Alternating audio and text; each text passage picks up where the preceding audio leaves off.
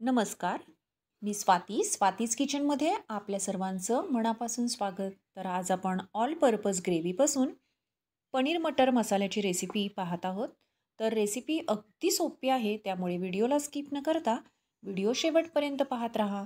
पण त्याआधी माझ्या चॅनलवर आपण नवीन असाल तर माझ्या चॅनलला लाईक, शेअर आणि सबस्क्राईब करायला मात्र विसरू नका. त्याचप्रमाणे शेजारील बेल आयकॉनवर देखील क्लिक करा.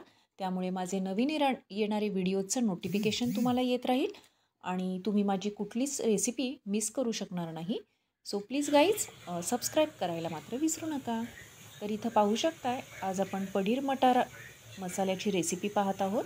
तर या रेसिपीसाठी लागणारं इथं मी साहित्य तुम्हाला दाखवत आहे. तर इथं मी 250 ग्रॅम पनीरचे क्यूब्स करून घेतले आहेत. त्याचप्रमाणे इथं मी मटार छान बॉईल करून घेत आहे.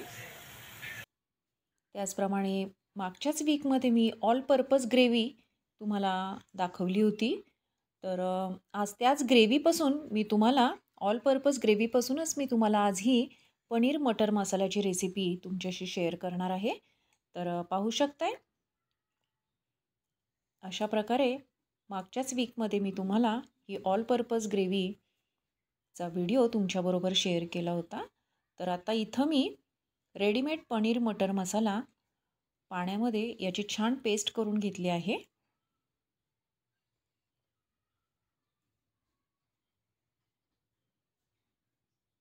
इथं ग्रेव्हीमध्ये ऑलमोस्ट सगळे मसाले आहेत.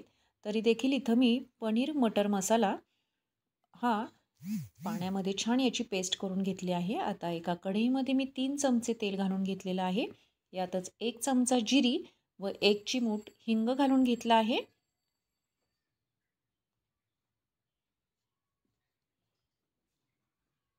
तर आता जिरं आणि हिंग आपण छान परतून घेतल्यानंतर यातच आता ऑल पर्पज ग्रेव्हीची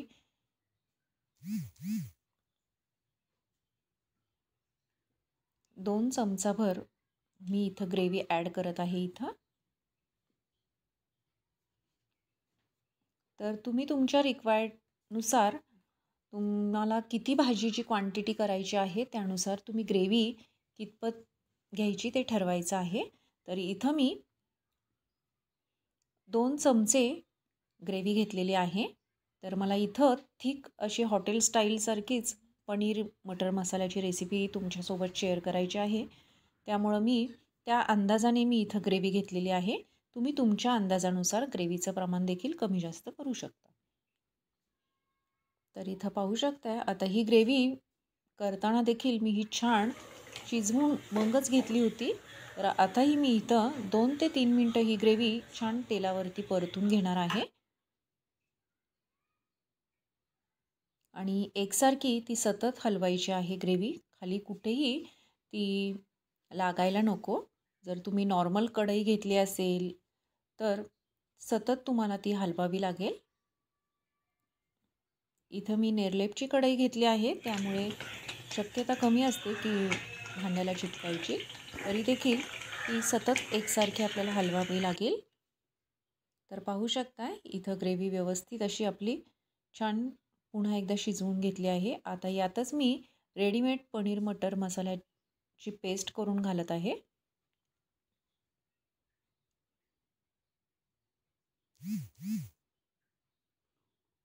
तर आता ही पेस्ट पण आपल्याला या ग्रेव्हीमध्ये एकसारखी सतत हलवायची आहे.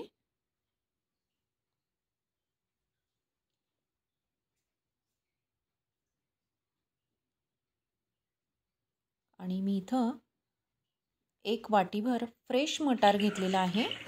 तो छान मी बॉईल करून घेतलेला आहे. बॉईल करताना मी त्यात थोडंसं मीठ घातलेलं होतं. तर आता हा फ्रेश मटार आपण या ग्रेव्हीमध्ये घालून घेऊयात.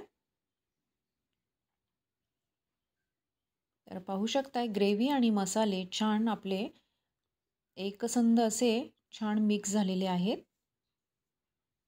कलर देखील अगदी सुरेख आलेला आहे आणि तेलही त्यातलं रिलीज व्हायला सुरुवात झालेली आहे. इथं ऑल पर्पज ग्रेव्ही केल्यामुळे अगदी झटपट अशी भाजी होणार आहे आणि कितीही क्वांटिटीमध्ये आपण ही भाजी करू शकतो. कारण ग्रेव्ही जर आपली तयार असेल तर भाजी करायला खूप वेळ लागत नाही. तर अगदी 2 मिनटं मी फक्त झाकण ठेवून ही ग्रेव्ही पुन्हा एकदा शिजवून घेतली होती. तर आता आपण यातच फ्रेश मटार घालून घेऊयात. हा बॉईल मटार मी इथं घालून घेत आहे. जर तुमच्याकडे फ्रोझन मटार असेल तर तुम्ही तोही घालू शकता.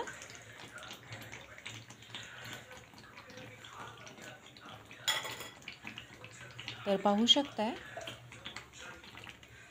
हा बॉईल केला आहे तरीसुद्धा एकदम हिरवागार असा छान दिसत आहे मटार. त्यामुळे कच्चा मटार घालू नका. कधी पण जेव्हा अशा प्रकारची पनीरची भाजी तुम्ही करणार असाल किंवा आणखीन कुठल्याही प्रकारची, तेव्हा बॉईल मटारच घालत जावा. त्यामुळे भाजी अगदी पटकन होते. जर तुम्ही भाजीमध्येच मटार घातलात तर बराच वेळ मटार शिजण्यासाठी लागतो. सो असा आधी मटार शिजवून घेतला तर काम अगदी सोपं पडतं. सो पाहू शकताय मस्त दिसत आहे आपली मटार टाकल्यानंतरची ग्रेव्ही देखील. आता याच्यावरच मी कसुरी मेथी हातावर चोळून घालत आहे. कसुरी मेथीमुळे या भाजीला खूप छान फ्लेवर येणार आहे.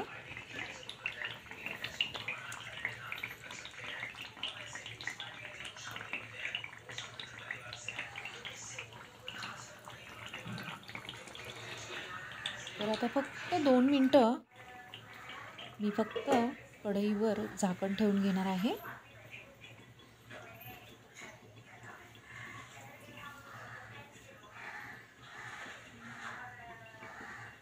तर आता इथं 2 मिनटं झालेले आहेत. आपण झाकण काढून पाहूयात.